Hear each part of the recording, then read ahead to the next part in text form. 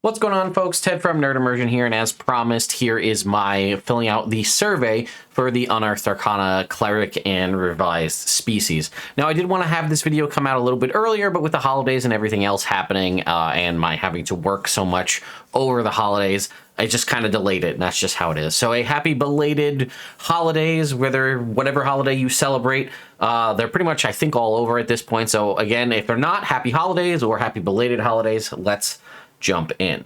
So I just want to remind everybody how you get to the surveys. If it's been a little while since you've been there, you go to D&D Beyond, Sources, you're going to click on One D&D Playtest, and you're going to choose here, survey available now. Something to note, it says it's available until the 20th of January.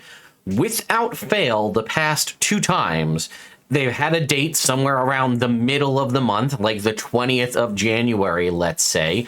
And then for some reason, it gets to the 20th of January, and then they say, actually, we lied. It's going to be delayed another week or another 2 weeks or whatever it is. So I don't know if they're going to do that again, but I'm curious if this is just going to be a habit that they've formed where we just go ahead and start changing things. So we'll see. Will it actually be the 20th of January, or will they push it to something like the 31st of January, or that is a Friday, which would in theory mean if they were to do that, that the following week, sometime maybe early in the week, we might see a 4th Unearthed Arcana, which would be exciting, but who knows. All right, that being said, you click this here, and then you can scroll down to the bottom, and you'll see an option to download the PDF, or click this to take the survey. So that is what we did.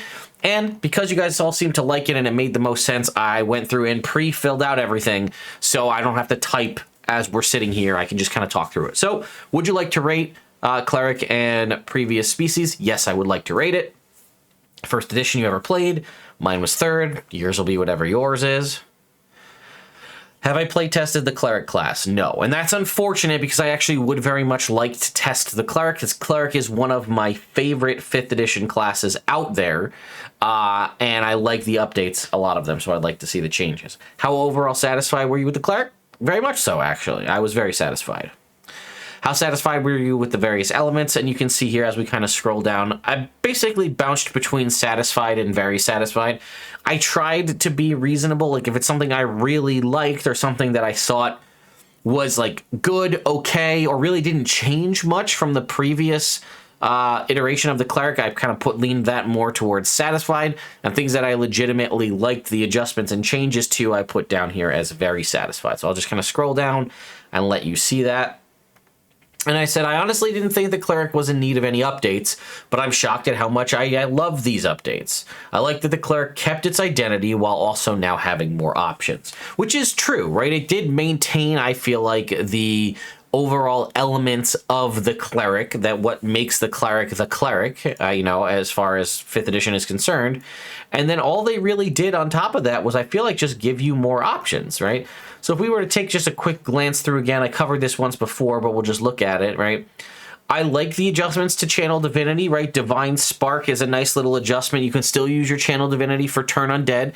It has been shifted slightly to include the Dazed condition, but an altered version of the Dazed condition. And then they also gave you Divine Spark, which I like, which gives you a little more offensive options or, utility in the form of healing. And if you were, again, if they kept all the subclasses exactly as they are with no changes, which obviously we know that we'll have some, Divine Spark here actually gives you a little bit of healing or damage, giving you a little more utility use for your Channel Divinity when you might not have had it previously. Prepared spells and all that, I think the way spellcasting works is fine. They're changing them all across the board. Holy Order was a shocker to me. It's something I was not expecting. But I like that you can really all play the same type of Cleric, even the same subclass if you like, and you actually can all play drastically different. You can focus more on the spellcasting with the Thaumaturge and getting your Channel Divinity back, at least one of them on a short rest. Go with more of the, what do they call it, the Protector, where you have the armor proficiency and the weapon proficiency, or a new option in the Scholar, basically becoming potentially a face character or kind of an intelligence or just, again, you see the option there. The skill monkey is probably not the right term, just given the lack of proficiencies. But yeah, you have a lot of cool options to explore a different aspect of being a cleric.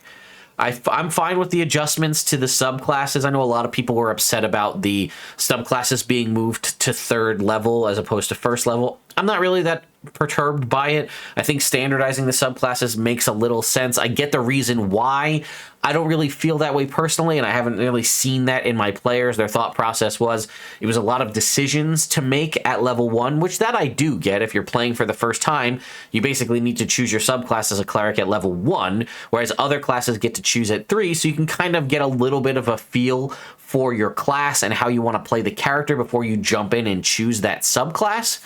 The thought process was that's a lot to put on a player at level 1.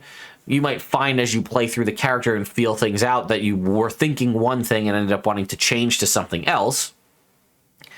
Again, I don't really necessarily feel that way. I have a lot of people that played clerics from out the gate, brand new players starting at level 1, and they didn't really seem to have any issue with that. And I also, shockingly enough, didn't have anybody ever tell me that they felt that they needed to change a subclass. Like, hey, I was started off as War Domain, but I'm thinking I'm more Tempest or whatever the case may be. I haven't really had that, so it's not like that is a driving factor. Either way, I think it was fine. I like the changes to Smite Undead. A lot of people seem to have an issue with this. It's a tweaked version of Destroy Undead. Yes, Destroy Undead might eventually, in theory, do more damage than Smite Undead would, but it is potentially freebie damage, and it will still actually do something to higher level Undead, whereas Destroy Undead wouldn't. Blessed Strikes is basically just copied from Tasha's Cauldron. It gives you a little more versatility in the option of whether you're doing spellcasting or martial. I kind of get that option of just kind of making that decision for everybody. A second option from a Holy Order was also a shock, which I do appreciate that. Divine Intervention is basically the same with the reduction in the days it takes to cast it, or to get it back if you do succeed, which I like that overall. And then for the most part, the rest is pretty much standard, I'd say. So moving on to Life Domain, it didn't really change. There were some changes, but I kind of highlight this. I didn't think there was anything wrong with Life Domain, so keeping it basically the same makes sense to me. I understand the changes made to Disciple of Life. The big deal here is that it has the way it's changed. It doesn't provide all the extra healing with something like a good berry, right? It says when you cast a spell, it restores hit points to a creature. That creature regains additional hit points on the turn you cast the spell. It also, so it's going to basically not work on things that happen over time with, persistent healing. It's also not going to, again, work with something like good berry, which was kind of how it worked in 5th edition. You could do crazy healing. I think I even did a video on that. And they even clarified it in their kind of D&D Beyond video about it, where they basically said, that's how it worked in 5th edition, was that you could do crazy amounts of healing with something like a good berry. And while that wasn't the intention of it in the base 5th edition, that is what they ended up doing, so they stuck to their guns and said that's how it works. Moving on to the species. I didn't get a chance to playtest any of them, although honestly, I probably wouldn't pick any of these. I said I was satisfied. I mean, maybe that's a little strong. And here, so talking about the Ardling, I don't dislike it, but I don't love it. And you can kind of see that reflected in the satisfied and dissatisfied options above. I appreciate there was a lot of blowback from the original one saying basically, we already have the Azimar, why are you making a new Celestial option here? It felt a little off, because you had the Tiefling kind of being the Infernal option, and the Azimar felt like the Celestial option. Where did this Ardling come from? So they kind of leaned more heavily into the bestial nature of this, to have this sort of cover the beast animal folk that isn't already covered already, which is interesting because, again, we do have things like lizard folk. We have things like Tabaxi. We have Leonin. We have Minotaur, Satyr. We have, Centaur, Aarakocra, Kenku, Owlin, Lokatha. I'm sure there's more that I'm missing off the top of my head. But either way, we have a bunch of animalistic races in the game already. Or, sorry, species. We've changed to species. So we have a bunch of those already. And then you change Ardling to kind of cover the ones that we don't already have. I would actually personally, again, I realize this is probably a big ask, and that's probably why they didn't do it, but I would rather have a dog species, a bat species. I'd rather have those individually rather than just kind of one catch-all. And it still kind of has the celestial planar aspects to it, which I thought was odd. And again, it's kind of reflected here in my thoughts on it. And, you know, I think some of these options are definitely stronger than others. I think Racer and Swimmer are way better personally than I think Flyer is not that great personally. And Climber, it's nice, although it does get to add the proficiency bonus to damage with unarmed strikes, which is nice, but it's only once per turn. I think if it was every, you know, all the time, you know, every attack on a turn, it'd be a little too much. Either way, and then you have Divine Magic, which gives you Thaumaturgy or a level 0 spell from the Divine spell list, and then Proficiency in Perception. If you're gonna let them swap out Thaumaturgy for any other spell, from the Divine list, then just make it say that, right? Divine Magic, whenever you finish a long rest, but I don't know. The wording basically being you have access to a 0 level spell from the Divine list. You know, the fact that it's Thaumaturgy, but also it doesn't have to be. I think you just don't. I mean, I guess maybe if you're trying to do this option of giving people choices up front so they don't have to think, and then they can change it later if they want. So I kind of spelled it out. I said I definitely like the changes made to Ardling, but I still feel like it's missing something. I like the leaning more into the bestial nature versus celestial, which I do. It just still feels like it's a species that we didn't need, honestly. I'd rather have you grab something more historic from the D&D history that, like, we don't really have an option for, or something similar, and then like a dog species. I've been saying this for a long time. Make one of those and stick it in the book rather than this Ardling, which is kind of new. Or maybe it's not new, but it's something no one was really clamoring for. I like the diversity of animal ancestry, but I think some options are better than others, which I do believe is true with Racer and Swimmer. And I think either tweak to Divine Magic or perhaps just add Dark Vision. Yeah, I'm not sure. It just feels like it's not as strong as some of the other species we have. Either way.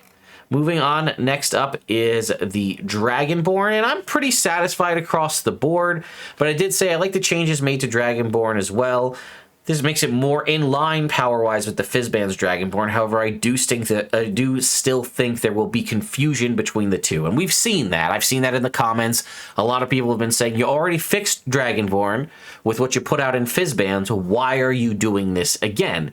And I honestly think the reason why is because they're literally adjusting everything that was in the 2014 Player's Handbook, and Dragonborn was included in there, so they felt they had to update it.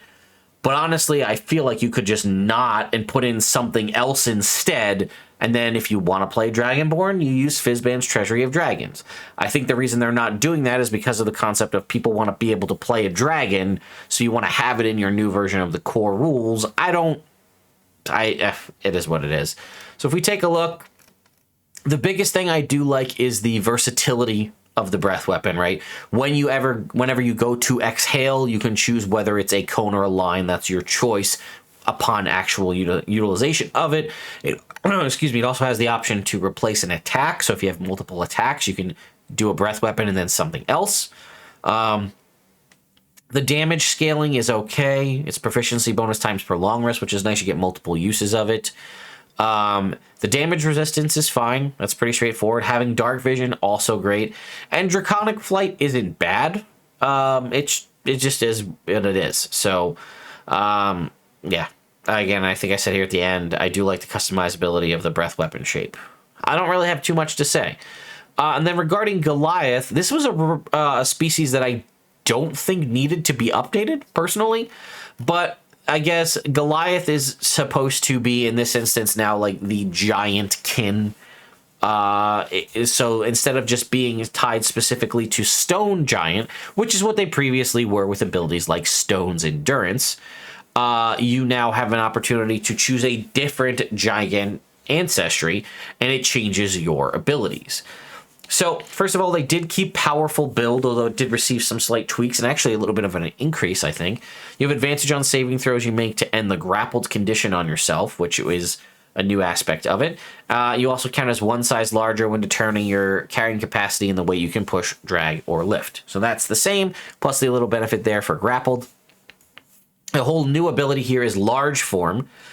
Starting at 5th level, you can grow supernaturally large. As a bonus action, you turn to large size. And basically, while you're in that, you have advantage on strength checks. Your speed increases by 10 feet. And you can't use that again until you finish a long rest. So basically, between large form and powerful build, you have some of the like kind of passive benefits of rage from a barbarian. I understand that they didn't want to increase, like, give you an increase to damage. Because that's what a lot of what the giant ancestry abilities do. So if we take a look, we can see that Cloud Giant is a 30-foot teleport as a bonus action. Fire Giant is when you hit a target with an attack roll and deal damage. You can deal an extra d10 fire damage. Frost Giant is the same thing, except it's a d6 cold damage, and it reduces the target's speed by 10 feet. Hill Giant is when you hit a larger, smaller creature with an attack roll, you can knock it prone. Again, no saving throw on that. Stone's Endurance is basically what it always has been. When you use a reaction to roll a d12, add your con modifier, and reduce the damage taken by that amount. And then Storm's Thunder is when you take damage from a creature within 60 feet, you can use your reaction to deal a d8 thunder damage to the target.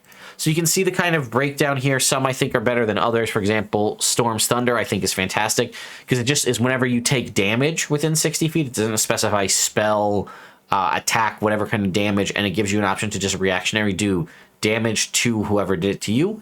It is also thunder damage, which is not easily resisted. Stone's Endurance I think is fine as it is. And then again, some of these attacks are better than others. I think Frost's Chill is probably my favorite. It's the lesser amount of damage. However, it does have that reduction of the speed, which is nice. And again, a bonus action teleport is never a bad thing. And then I said, I like the changes to the Goliath, actually. However, the lack of cold resistance seems odd to me. I guess that makes sense given the varied background options, but I still feel like it could use a little something extra, perhaps keep the athletics proficiency. So for those of you who don't know, again, Goliaths came out in Volo's Guide to Monsters, and they had Stone's Endurance. They had, I think, proficiency in athletics, and then they had powerful build. And they also had this ability called Mountain Born, which basically said they were acclimated to heights of 20,000 feet or greater. And then in, of all places, Icewind Dale, Rime of the Frost Maiden, they updated it to then change it to be, Mountain Born also gave you flat-out constant resistance to cold damage, which was nice. And then they changed it here again, making it now tied to the different giant ancestry. So I guess the cold resistance would only really make sense, I guess, maybe either for Frost Giant or for Stone Giant, but I'm not sure. It looks like they're removing the resistance entirely. So I feel like it's strong. I think maybe, again, just maybe giving in the athletics proficiency that they used to have would be pretty solid overall. But either way. Moving on. Now, this next part I did actually like to see. They said, how do you feel about the following terms? Essentially saying, we know we're going to be replacing race with something. We said originally species, but they gave us 3 options here. Species, kind, and subtype, with your type being your creature type. I think types, subtype, and subtype is just too confusing, and that just is, I don't like it at all. And kind feels like it's just way out of place. So that's what I said. I said, first of all, kudos on asking about adjusting the terminology, because everybody seems to be on board with the fact that you're changing the terminology. That doesn't seem to be the big issue. The big issue I think most people have is that species just feels weird. So I said kind and type just seem way off to me. Out of those 3 options, species is my favorite. However, I still think that ancestry makes more sense. Ancestry, background, class. Then all you say when you need to create a character is to do your ABCs. Come up with your ancestry, your background, and your class. We came up with that on stream. I really like it. You can actually expand it beyond ABC, and it's pretty easy to come up with some options after the fact. But subtype and type, that seems like that's an easy way for people to get confused. Like I said, kind just feels off. Like, it doesn't make sense. I feel like that fits more in like a World of Darkness game, specifically like vampires. I know that's like Kindred, but it feels like that. So if we're only going off of these 3 options, I'm going to say species. But if you're going to open it up for potential more options, I'm going to go with ancestry, I think is the best way to do it. Do I use feats? I always use feats. Am I satisfied with the options here? Yeah. And have I playtested the feats? No, most of them were epic. And I said, honestly, none of them really stood out to me. You know, Epic Boon of Fate is okay. It's a D10. Spell Recall is probably the strongest out of all of these, which is a free 5th level spell once per long rest. And True Sight isn't bad, right? It's just 60 feet of True Sight. Nothing crazy there. Then they wrote this whole long section about all the different things they adjusted. So you can see all the different options I bounced back and forth on. I have my auto white balances on. I have to change that, but either way. I said you got a lot of unpack here. So I never really used aid too much as it was. But I get behind the changes of making it temporary hit points. I'm fine with that. I said a lot of folks are against it as the original aid could technically revive down characters. This is just things that you guys have told me, not something I've personally ever done with it. I said Banishment is basically an entirely different spell now. I was never a huge fan of it either, but the multiple saves makes it basically useless, and I do stand behind that. I said I like the adjustments to the influence action. I think it makes more sense. Prayer of Healing is a great change. This has a ton more utility, and it's something I'd actually take. The changes to guidance and resistance are fantastic. I'd like True Strike to have similar treatment. I said we've played with both the updated guidance and resistance at the table, and they worked very well. The Avar Ranger options he wouldn't normally have, and they actually did help to turn failures into successes. So that's the biggest thing I can take away from this, is I like the new guidance, and I like the new resistance. Specifically in combat, they're even better. And then the next was, how do you feel about equipping weapons and moving between attacks? I think they're fine. They didn't really change too much. It's just how you can switch in and out, and then you can move between attacks. None of that's a huge change to the way things are in 5th edition, right? Moving between attacks. If you move on your turn, you can use some or all of your movement between attacks. Nothing crazy, and it's like as part of the attack, you can equip and unequip. That makes sense. Again, we talked about Banishment. Moving on, what was there next? But I didn't have any comments specifically to say there. The influence action, I said I like the adjustments to the various influence skills. I also like the minimum check. I think that makes things a lot easier to understand. And I do like this, the changes they made to the influence action. Basically, they give you a little more description about indifferent, friendly, and hostile. They further iterate that persuasion checks essentially are not guaranteed mind control. And they tell you it's not just persuasion. They give you some options, right? So animal handling, they tell you the different options for how you can break these down. The minimum DC to get a check to even happen is 15. Or the creature's intelligence score, which is ever higher. And then they kind of give you a little bit here on the outcome, but it's mostly up to the DM to decide. What else was here? Then it was just any additional comments, and I didn't really have anything else to add. So I'm going to hit next. And that's going to ask me my age. I'm 36. United States at the top. No, I'm from the United States. Next. I am non-Hispanic white. I identify as a man. And then I hit submit. There you go. So there you have it, folks. That is my breakdown of going out and filling out the survey for the Cleric and Revised Species. I highly recommend you do so as well. As I said, regardless of what happens with the future of One D&D and other things, I want to make sure that, you know, they are seemingly taking our feedback into account. I know some people were questioning that very early on, but the fact that we saw changes to the Ardling, we saw changes to the Dragonborn, a lot of these adjustments were made based on feedback received in the original playtest document. So seemingly, January 20th or whatever subsequent date they push the survey out to, we will then have the following, I guess that'll be the 4th version, which should, I think in theory, have updates to what we saw in the expert classes one, should be referenced there, and then potentially some new stuff as well. We also should be getting, I think, the Paladin and the Druid, which is very exciting. Paladin being my favorite class in 5th edition, Druid being my favorite, one of my favorite classes, if not my favorite class from 3rd edition. So I have a lot of love for those, so we'll see what happens. So anyway, thank you all so much for watching, and I'll see you next time.